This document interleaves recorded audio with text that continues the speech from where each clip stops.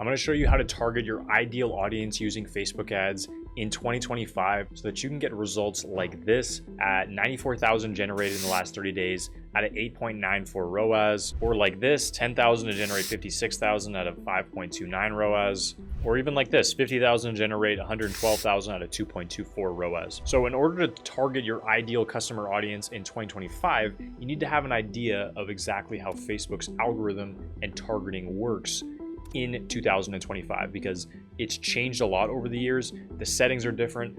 Everything for the most part is different. And so if you're not up to speed, then you're going to be confused as to why and how things are working and not understand how to actually properly test and to validate different ideas for your creatives and ultimately put the right ad in front of the right customer to get purchases and that high ROAS that you want. So this is how the algorithm works in a nutshell. Facebook has their entire audience pool here that you can target. This is billions of people, right? Whatever they're at, 5 billion or whatever across the world. However, you're obviously going to want to start in your particular country. Now, I'd recommend if you're just starting on Facebook ads to segment your campaigns based on country and just start with the most popular country that you want to expand in. The United States, Australia, if you're in Australia, or the UK, or even Canada. If you're in Canada, though, I'd honestly say start in the United States because conversion rate's not very good. But let's just say that this is all of the United States in this particular example. That's already a subsegment of the entire total global population that they could target. So you're going to start here and you're going to narrow that down. Now, Facebook lets you actually narrow this down and they won't restrict that. However, this all comes down to the demographic targeting. So the other thing that Facebook also lets you do is gender-based targeting, right? And so if we look at that essentially, right, you could split this in half and then one could be blue and pink, right? And so essentially you have half of the audience size if you're going after a particular gender. And so within that, then you also have your age range that you can restrict as well. So you can change the age range to people over 40, to people under 40. Specific age ranges is also going to cut that down. And then within that, you're going to then have your audience pools, okay?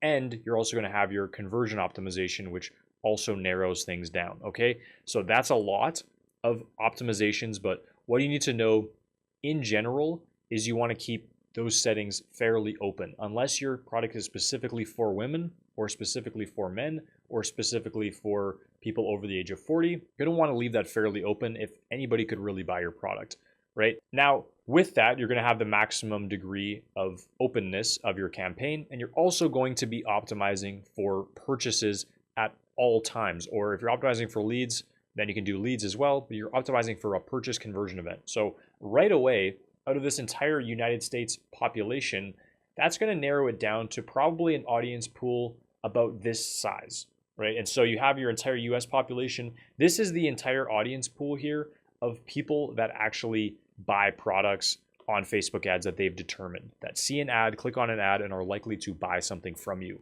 And so this is really the audience that a lot of people compete over, is this particular audience right here that you want, okay? And so again, a lot of that audience is cut out, and so that's why the CPM is much higher for a purchase conversion campaign, because these are people that have money and are willing to buy things, right? And so that cuts that down already. Now, the next thing you can do, assuming that we're fairly open targeting in terms of age demographics and things like that, is now you have your audience targeting. However, your interest audience targeting no longer is actually going to target that particular interest. It's called Advantage Plus targeting. And so every interest that you target, Facebook will essentially, you'll start out with a subsegment. So say you want to target people that are interested in dogs, right? And so maybe dogs, again, if this is the US, and then this is now purchasers, this is now the subsegment of the audience called dogs. And so these are all people, there's probably tens of millions of people in here for dogs. And this is the segment that you can go ahead and target. So Facebook will start here with people that are within this audience group. However, it's a frail line essentially. Facebook will start to go out and expand to these people and outside of this audience if it thinks that it can get purchases elsewhere. And so you're going to start here, and that's where Facebook is going to start, but then it can expand out if it needs to in order to reach additional people to get those conversions that you want. And so not only that, once you actually set this targeting within this audience target, Facebook essentially picks a little micro pocket based on your website and your product that it thinks is going to convert. And so this might be a subsegment of 100,000 people, right? That Facebook can go ahead and target. And so you have all your little people in here, and that's who Facebook is going to start out targeting. If you're spending whatever your budget is, maybe it's $100 per day. That's where it's going to start, and it's going to see how many conversions it can get in this little subgroup right here. Okay, and if Facebook deems your ad successful at getting conversions, it's going to continue to reach people in this sub audience, at a very small budget. Now, if you want to continue to scale because of how much Facebook has in terms of data and understanding your customer, this is the most likely customers that they are to buy, this little sub segment right here, right? Now, if you want to expand out, say you double your budget, now you're reaching people that are less warm, that are less likely to buy from you.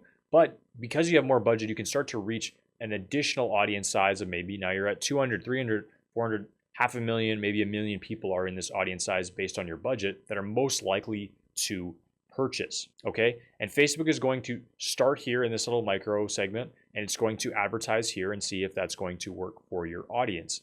Now, if it deems that this actual interest that you have isn't good, this is actually where you put the interest, but Facebook thinks that based on its testing and your website and everything, actually your best audience segment is over here. Facebook will spend your money over here and it will get a better return, even though you might not have necessarily known that. You pointed it in the right direction and it will test that out. And in general, we find these interest targetings that we do are going to get the best results. Okay, and that's where we're going to start. We're going to start with the interest targeting that is fairly open with our most no-brainer interest.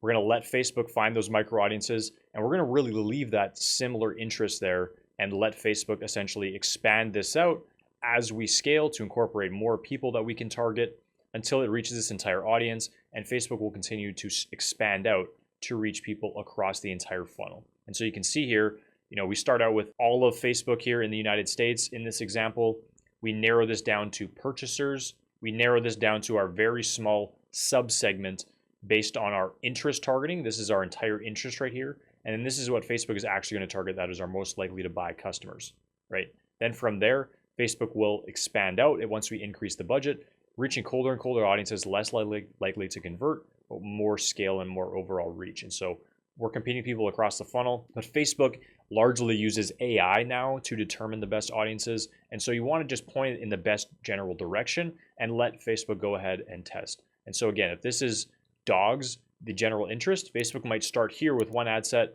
and test some interests here and people over here, see if that actually gets conversions. If not, it's going to go over here and it's going to try to test that out. If not, it's going to go over here to try to test that out until it finds a particular subsegment that actually gets purchases. And then it will optimize around this audience, and Facebook will know after more and more conversions, hey, this is their audience. This is what these people like. If we were to scale this out, it's going to continue to reach people most similar to this. So a lot of the interest targeting and targeting around Facebook ads is done by AI. You just have to point it in the right direction with your settings, and then the creative and what you're selling does a lot of the work. Okay, now that we have an understanding of that, okay, once we actually get those conversions and say you have gotten a lot of purchases on your pixel and Facebook knows who your customer is, then what you can actually do is you can target all of the United States, let's say in this particular case, do no targeting, and Facebook will already know who to go ahead and target. You don't even need to narrow it down. You just put, hey, I want purchases. Facebook says, all right, awesome. I'm going to go after this audience of people that we know that are going to purchase, and they're going to go ahead and get you purchases all over the place. And this will largely be retargeting because Facebook knows that retargeting is the most likely place to get purchases, but it's going to get you customers in a whole facet of things. You don't really need to do much targeting on the interest side of things or lookalikes or anything like that once you have a lot of data. Okay, so when it comes to setting up the targeting, this is actually how you go ahead and do that. So first of all, you're going to go ahead and go to create, and then you're going to go to sales. Again, you're optimizing always around the conversion. Never optimize for any lower funnel things like awareness, traffic, engagement. Optimize for what you want. That's the best practice. That's what everybody who knows what they're talking about is going to tell you to do. Okay, go ahead and go continue. You want to go a manual sales campaign. Don't do Advantage plus shopping. Manual sales campaign. Okay, and then we're going to go Advantage campaign budget. We're going to enable this so that Facebook can get the maximum control, and we're going to let Facebook optimize around the audiences and the campaigns that are performing the best. Again, more AI in this day and age. Facebook has been around for a long time and knows what it's doing and knows how to get you the most purchases. Don't think you can outsmart Facebook. You often cannot. And so you're going to set this budget, $100 per day is probably a good start, and that's usually the minimum that we'll start at. In terms of the ad set naming, you can name all this after, but again, you're going to want to optimize for website if you have that. You can also do website and shop, but we typically just do websites. Then you're going to want to select your pixel, and then your conversion event, again, purchase. Always want to optimize for what you want. Okay, and then if we look at all of the rest of the settings right here in terms of audience targeting here, this is what I talked about here, where you can actually control your audience settings right here. So in this particular case, what we're going to do right away is we're going to switch this to the original audience options. You don't want to have on Advantage Plus audience in 2025. You want to switch to the original audience settings. And that just essentially makes your cost per acquisition cheaper. That's essentially letting Facebook completely do AI and like automate everything in the targeting for you. Having a bit of control and telling it where to start is what is always best. And I recommend that no matter what scale you're at, you can test that yourself, but we found it performs much better to use the original audience targeting settings. And so from here, what you're going to do is you're going to go to locations. As I said here, set your location, set your age range. If there is a particular age range that you know is likely to convert, again, set that. That's going to be the best way to go. But if not, leave that open. Facebook will optimize the budget for particular age ranges that it knows is going to convert better. So if it sees people between 35 and 45 are purchasing the most of the spend is going to go there. So you don't need to worry about that. Okay. Now, in terms of the targeting here, like I said, this is Advantage Detailed Targeting now it's called. And so essentially, no matter what interest you put, no matter what lookalike you put, no matter what you put in here, it is going to expand that out. Now you could, well, for lookalikes, you could actually add in your custom audiences right here, and it will target just that. Just for interest right here, it's going to use your interest that you selected as a baseline for where to start, but it will expand and it will use some AI that you really can't control to look outside of that. And so this is just telling Facebook and pointing it where to go. It's not necessarily directing it fully. Okay, so for this particular case, like I said, do the most no-brainer one that relates to your business. If you sell makeup, or skincare or something, right? Search for skincare, and typically there's going to be an interest for that. And you can see here, there's an interest for that. That's 47 million people. It's quite broad, and that's what we found works best. Broad targeting is great, but directing it in at least the general right way is going to be the quickest way for Facebook to learn what your product is and just get the best starting place so that it's consistent across all of your targeting, right? And again, you can graduate up to broad targeting once you have more data, but this is where we start, and we just use this as the most no-brainer solution right here. Don't overcomplicate this. A lot of these are just subsegments of this one. So skincare is a huge interest right here. These ones are all going to be subsegments of this initial interest. And so we just like to start with the most highest branching interest, and then we don't really worry about all the sub interests and try to target those little sub interests and all those things.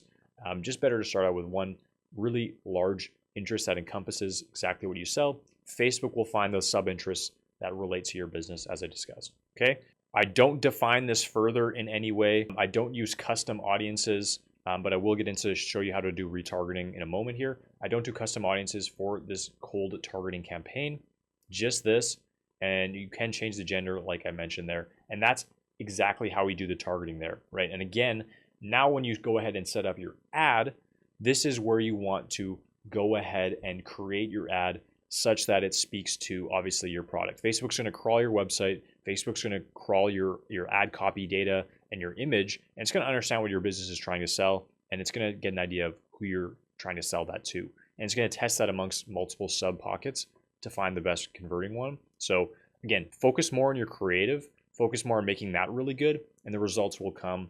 The audience targeting isn't the most critical thing, but that's how to reach your ideal target audience. Now, this isn't really for like small local businesses, but if you are a small local business, the best way to do audience targeting is just to refine this down further. If you're in a small city, just target your city or a radius around your business, and you really don't. And then you can change your gender and the demographics there. You really don't need to do any interest targeting or anything like that for a small city. You can spend $1,000 a week and reach everybody in a small radius. So you don't need to worry about any kind of fancy audience targeting for small local businesses. But for more broad scale D2C kind of brands and things like that, this is the targeting that you want to use. Now, you might be wondering about lookalikes. Do you use lookalikes? What's the best practices for that? We don't actually use lookalikes anymore. It hasn't outperformed our campaigns from what we've seen when we just do interest targeting and just focus on the creative. Lookalikes are great. I still recommend testing them, especially for B2B. B2B can work really well because the audience is very narrow and specific, unlike a D2C brand. And so if you are B2B, that's when I would recommend using a lookalike, taking your most engaged customers or lead lists and making a lookalike around that can be really helpful because you need a lot more direction to Facebook when it is B2B and it's a very small subsegment of the market. And maybe there's only 10,000 people that are your ideal prospects. That's when it makes sense. But for D2C, stick to the basics, stick to what I just showed you here. Don't need to worry about lookalikes and split testing, 1 to 2% and 1 to 9% and all these things. Just overcomplicated, not necessary. Okay, and again, looking at the results here, we have primarily broad targeting in these campaigns that actually did the best work for us here. And you can see this one at a 6.3 ROAS, this one at a 21 ROAS. And so this is a more established ad account. And you can see here, we're targeting conversions using the pixel for purchase. We're targeting 25 plus because we know that for this particular brand and the price range, 25 plus is the only attainable age group. And so it doesn't make sense to target anybody below that. We do have purchasers excluded. So that's another important thing to note. Exclude your purchasers just to give Facebook that little bit of insight that, hey, I don't want this ad set to target people that have already bought from me, right? Simple enough. And you can actually do some additional retargeting for purchasers in a separate audience.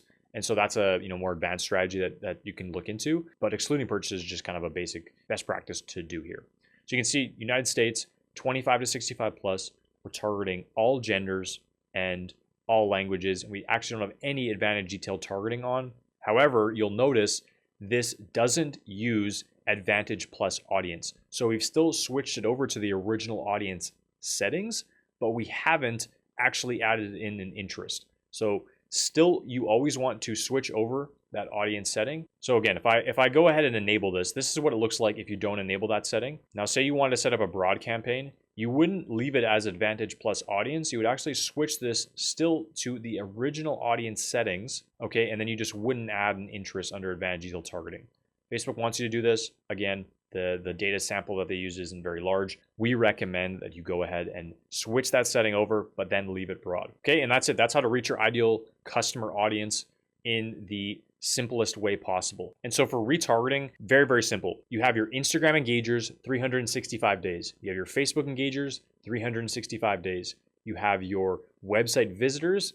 The maximum amount of time range that you can get is 180 days. And then you can exclude purchases. And that's pretty much what we do for retargeting. We will create, especially for promotions, retargeting campaigns for subsegments of that because it makes sense to reach them and to know the visibility that we're getting on our retargeting audiences.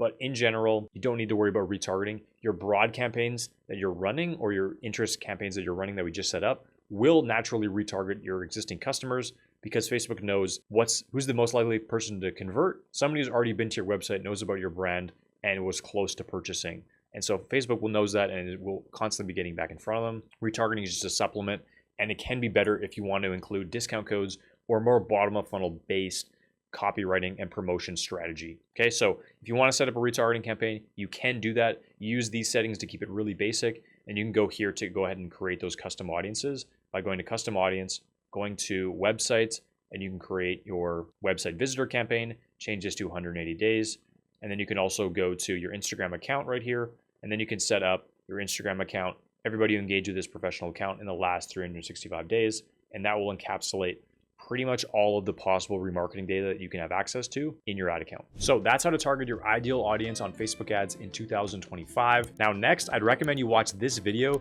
YouTube thinks you're really gonna like it, and I think it'll help you too.